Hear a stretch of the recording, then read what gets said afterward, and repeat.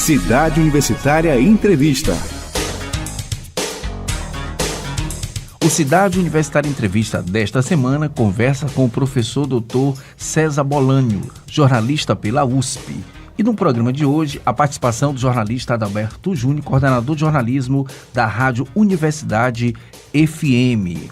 Mestrado e doutorado em Ciências Econômicas pela Universidade de Campinas, o professor titular da Universidade Federal de Sergipe. Esse é o professor Dr. César Bolanho, em que a gente agradece aqui, está conosco para bater um papo, e também agradeço a presença aqui do nosso colega jornalista Adalberto Júnior. Seja bem-vindo, Adalberto. Muito obrigado.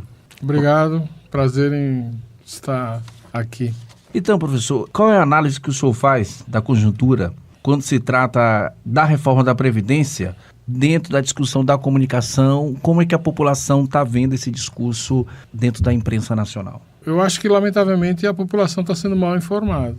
Porque os grandes meios de comunicação de massa, eles têm uma posição em relação à reforma da Previdência, o que é justo, mas os dois lados precisariam ser passados para a população, porque existe uma posição muito forte contra a reforma da Previdência que não está sendo divulgada pelos grandes meios de comunicação de massa. Então, eles não estão cumprindo a sua função formadora, né, de opinião. Você acha que só tem um lado, então? Eu acho que só um lado. Eu tenho acompanhado isso já faz quantos anos? 3 anos que está se discutindo isso, e eu nunca vi. Vamos pegar, por exemplo, a Globo News, que eu assisto, entrevistaram dezenas de pessoas, economistas, etc. Eu nunca vi alguém que se posicionasse contra. E eu sei que existe gente muito gabaritada, que produziu tese, que estuda, que acompanha isso e que é contra. Então eu acho que isso é um desserviço que se faz ao país, né? A narrativa principal que é apresentada também nos meios de comunicação, que é justamente a narrativa do governo, que há um déficit, né? Pois é, mas isso já é uma polêmica. Pessoas que dizem, né, várias pessoas falam, asseguram que não há um déficit da Previdência. Qual a sua observação sobre essa versão que ainda não aparece? Não, eu não entro nessa discussão porque eu não sou um estudioso da área. Eu leio o que se produz. Então tem gente muito capacitada, a professora Fatorelli, por exemplo, que tem feito um trabalho excelente e tem sido muito citada em todos os meios acadêmicos, e na grande imprensa a gente não vê. Mas, de qualquer maneira, a questão não deveria ser tratada em termos de déficit. O fato é que existe uma Constituição que, quando foi promulgada, o Brasil vivia condições que a gente sabe quais são, e se tomou a decisão de realizar o pagamento de uma dívida social histórica. O Brasil foi o último país a terminar, a abolir a escravidão.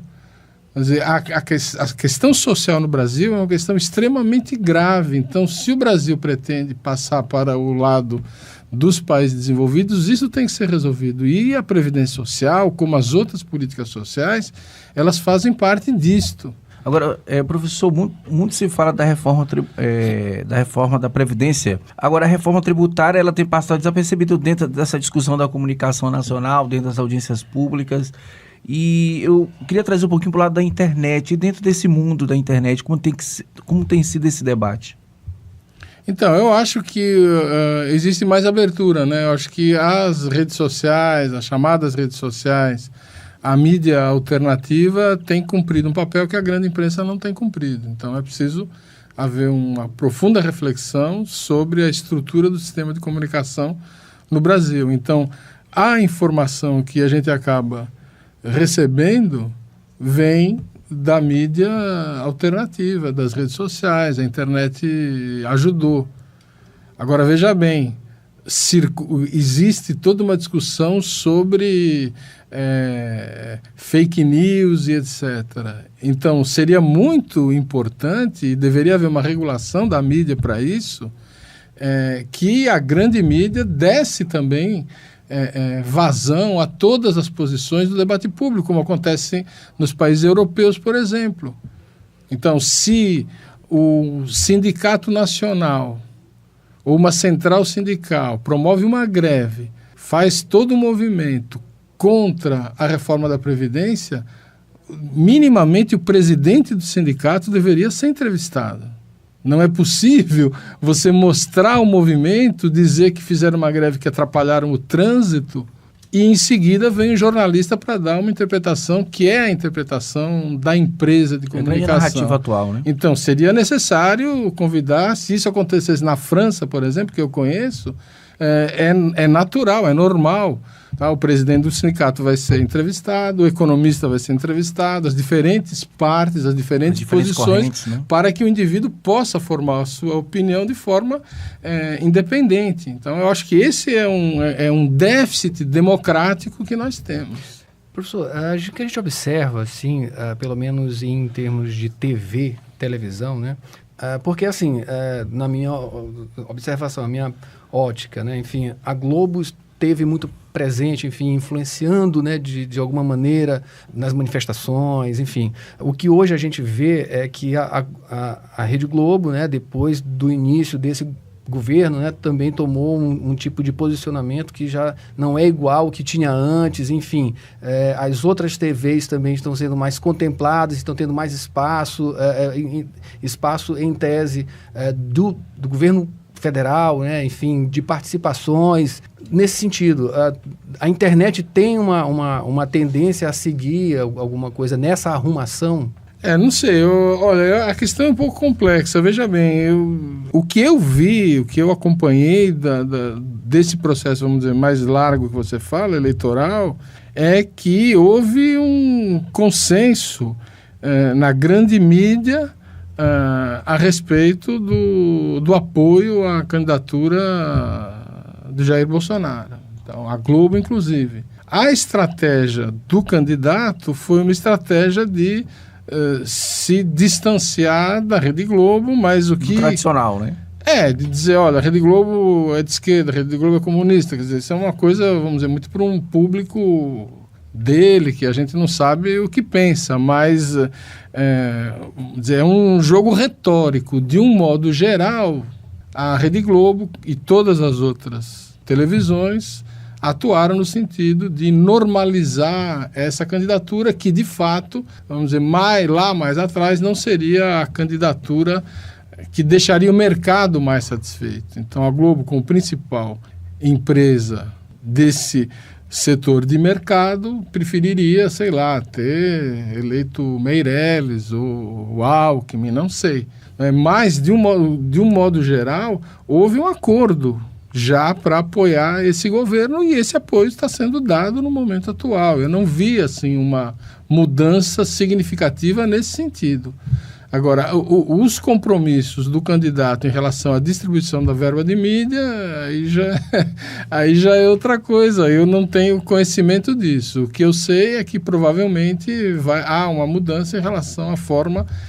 porque houve uma certa, não uma grande democratização, mas houve uma certa democratização da destinação da verba de mídia na época dos governos do PT, certo? Houve distribuição para imprensa local, para internet, não é? Que eu saiba, né? Também não é minha área de pesquisa. Então, é possível que agora haja uma mudança, mas eu não sei exatamente em que sentido essa mudança poderia ir. Qual a influência das redes sociais na eleição do Jair Bolsonaro? O senhor acredita que foi a primeira eleição das redes sociais no Brasil? Eu acho que as redes sociais têm uma importância grande porque houve uma mudança no conjunto da estrutura de mediação. Mas isso não diminui a importância da grande mídia também. Eu acho que, do ponto de vista dos estudos de comunicação... Porque não foi no debate. É preciso ver... Pois é. Então, do ponto de vista dos estudos de comunicação, é preciso ver em que sentido essa rearticulação ela está acontecendo. Mas é preciso considerar também que não são as redes sociais que elegem. Então, existem coisas mais de fundo, interesses, classes sociais que estão envolvidas, e a comunicação é um instrumento que foi utilizado. Agora, a relação entre as redes sociais, a grande mídia e os interesses envolvidos é bastante mais complexa, né? E não dá para a gente analisar em pouco tempo. Daqui a praticamente um ano e tanto, 2 anos, a gente já tem uma nova eleição, que são as eleições municipais, o senhor acredita que vai ter uma influência parecida do que teve na eleição presidencial do ano passado? Enfim, essa questão das redes sociais, né, serem bastante usadas, né? Enfim, o WhatsApp, esse tipo de ferramenta? Eu acho que sim, eu acho que as redes sociais vieram para ficar, o debate passa por aí e existe uma negociação que se estabelece aí. Então, se você pegar o tema, por exemplo, do que foram as eleições americanas, o Brexit, a eleição de 2018 no Brasil, existe uma certa, vamos dizer, unidade, né, nesse processo, e existe também alguns deslocamentos. Então, na eleição brasileira, ficou clara a importância do WhatsApp, por exemplo, diferentemente na eleição americana, em que o Facebook tinha outra relevância. Então, isso está relacionado também com as formas de regulação, por exemplo, que foram estabelecidas a partir da eleição americana em relação ao Facebook. Então, nós não sabemos o que vai acontecer na próxima eleição. Agora, que as redes sociais terão uma importância, de fato terão. Repito, isso não significa que a grande mídia não terá o papel preponderante nesse processo, porque é ela que dá as linhas e ela que faz a articulação no final das contas. Adalberto, obrigado. Eu agradeço. Obrigado, Newton, pelo espaço também. Professor César Bolanho. Eu que agradeço a oportunidade, espero ter sido útil em alguma coisa. Eu quero agradecer a sua presença aqui no Cidade Universitária Entrevista. Sempre é bom conversar, né, de temas tão relevantes para a sociedade brasileira, para a sociedade maranhense e ludovicense. A você, ouvinte nosso, muito obrigado. Portanto, Cidade Universitária Entrevista desta semana conversou com o professor Dr. César Bolanho, ele que é jornalista pela USP. Também queria agradecer a Adalberto Júnior mais uma vez. Adalberto, seja sempre bem-vindo. Né? Quis compartilhar e dividir com você esse momento de entrevistar uma autoridade da comunicação, que é sempre bom abrir espaço dentro da universidade para esses tipos de diálogo com a sociedade maranhense. Você pode acompanhar o Cidade Universitária Entrevista na Rádio Universidade FM, aqui em São Luís, toda segunda ao meio-dia, e na Rádio Comunitária Cultura FM em Pasto do Lumiar, no mesmo horário. Esta edição de nosso programa pode ser ouvida também na Rádio Exuá FM, às 3 horas da tarde, no município de Nova Olinda do Maranhão, e na Rádio Timbira AM, a partir de 1h30 da manhã. E você já sabe, para ouvir esta e outras edições do Cidade Universitária, acesse nosso canal no YouTube, o Rádio Ascom UFMA.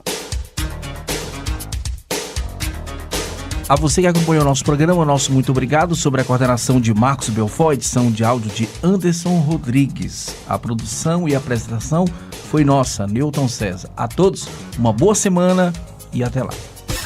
Você ouviu Cidade Universitária Entrevista, uma produção da Assessoria de Comunicação da Universidade Federal do Maranhão.